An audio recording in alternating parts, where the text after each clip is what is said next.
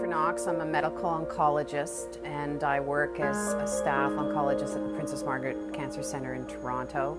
I've been interested in kidney cancer since I joined, so about 12 years ago, and have been treating patients ever since. There's been a tremendous change in treatment options for kidney cancer over the years, moving from an area with few drugs to a really challenging and constantly changing area with new drugs that help patients. What do you mean by advanced kidney cancer? So advanced kidney cancer means that the cancer is no longer contained in the primary organ or the kidney. It's spread, through lymphatic channels or blood vessels to other parts of the body. So we call that metastatic cancer or advanced cancer or stage 4. How can you be sure that the cancer elsewhere is still kidney cancer and not something else? Do you need to biopsy?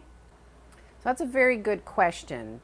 It requires some judgment and expertise, but we recognize patterns of recurrence. We know what the original pathology showed when the primary was operated on, and most kidney cancer patients follow very predictable patterns, so we know that this is what it is. Occasionally we see something unusual in how it looks on imaging, or unusual in that it's been a very long time, or perhaps unusual in that it looks like something else, in which case it's very reasonable at that point to get a biopsy and prove what it is under the microscope. Do you only biopsy if it looks at something that you haven't seen before? If there's something that stands out as being unusual, then we will biopsy. Biopsies are very safe and can be done, but we don't have to biopsy everybody.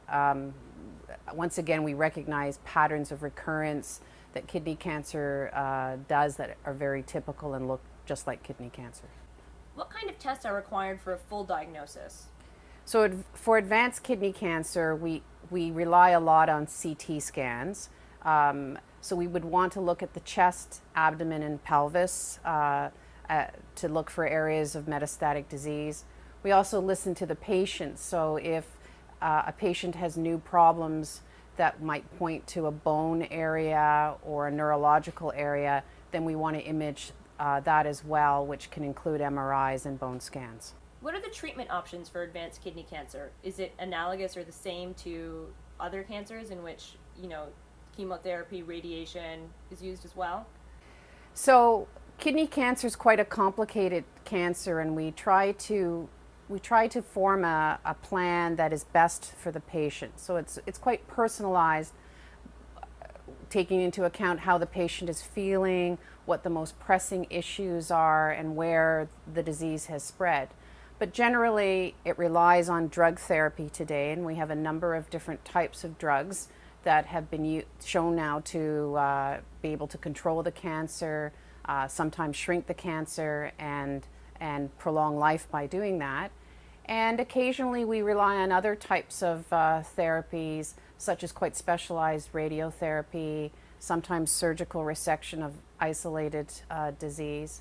And also we formulate a plan that involves the whole cancer care team, as patients have symptoms from their cancer. So our nurses, pharmacists, nutritionists are very involved at times helping our patients through, and we also get involved other associates if required, such as social work and palliative care and other supportive. What kind of treatment would you recommend? So we have lines of therapy. So when we start off, we talk about a first line targeted agent. Generally, that's a class of drugs that we refer to called VEGF inhibitors, and they're sort of the ones that have really revolutionized the way we treat kidney cancer, based on the fact that they're active and they slow down the growth of the tumor and help patients. Are there side effects? And if so, how bad are these side effects? Do people lose their hair? So all drugs have side effects, and these targeted agents are challenging in that we want people to stay on them for quite some time, and we want to dose it at a level where some side effects happen. But it's different from chemotherapy. We don't have these big cycles or huge swings of say, severe side effects and then nothing. Basically, there's a lot of little problems that need to be addressed, but generally these are very, very safe drugs. So it's very important for the patient and their family and the whole team to understand this. We expect some problems.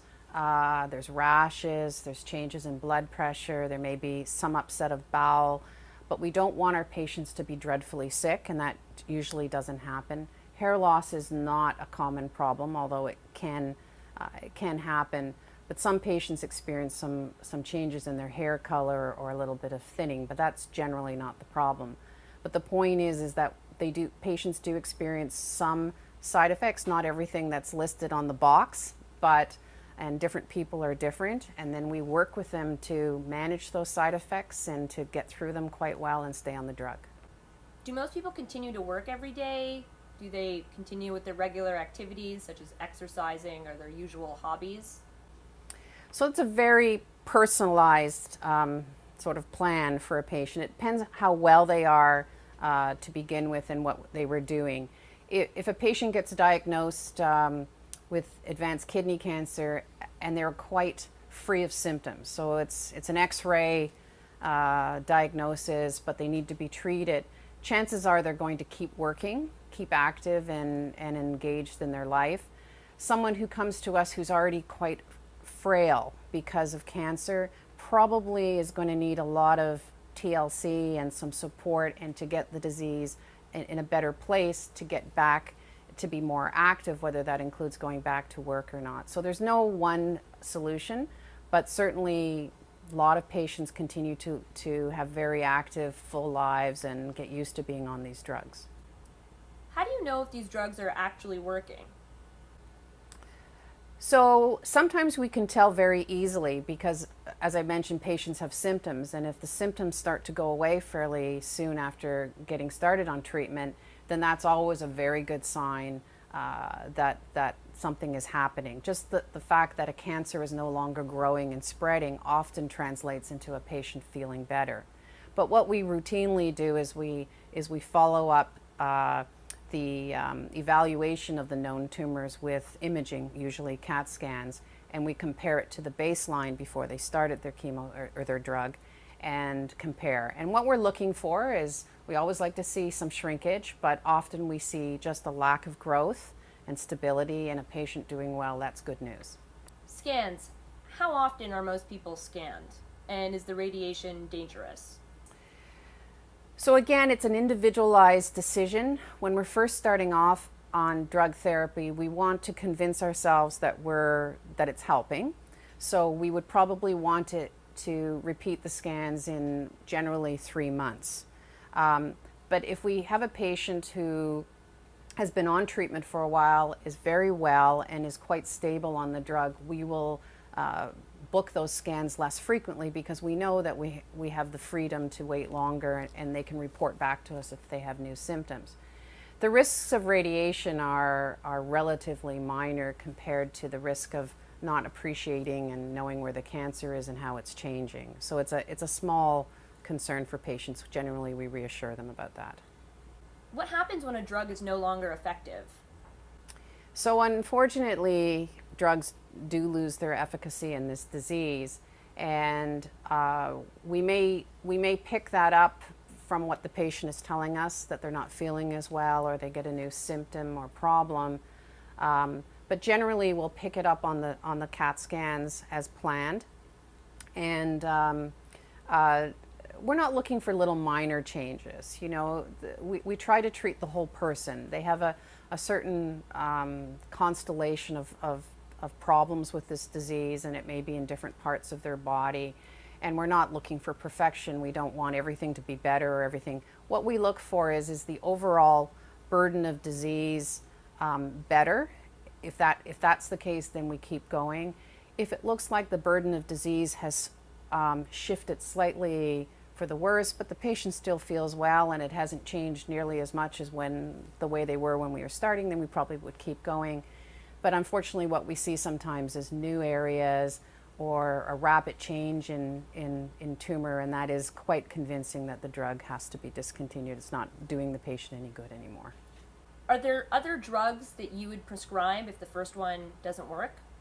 Yeah, so thankfully we do have other options now, and it's very standard to consider what we call a second line type of drug now in kidney cancer, and there's good data to suggest that that is effective. So we have a new class in the second line we call mTOR inhibitors, and there's also other VEGF inhibitors that we look at in the second line as well. So it would be quite common for a patient to be moved to another line of therapy afterwards. The other issue is we're always looking for something better, so we have multiple clinical trials that are trying to build on the previous. So it'll be something like we used before plus something new on top or compared to something else. So those are always options. Are there any clinical trials for this type of cancer? Yeah, so thankfully there are, and clinical trials has really, I think, led to kidney cancer advancing very rapidly over the last several years. You know, there are many different variations on certain drugs, and we're always trying to fine-tune how to deliver it better, how to get better bang for your buck, so to speak, how to get the patient feeling better for longer.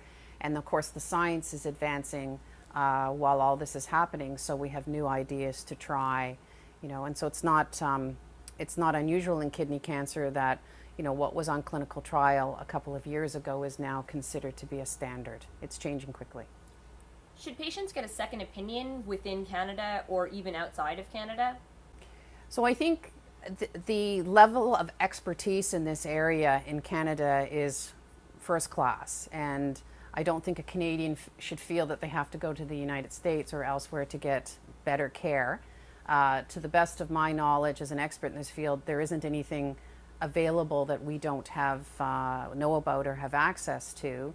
But having said that, I think if you come from a more isolated part of Canada where you may have been seen by an oncologist at a smaller center, it's probably very reasonable to ask to come and have an opinion at a larger cancer center with a multidisciplinary team.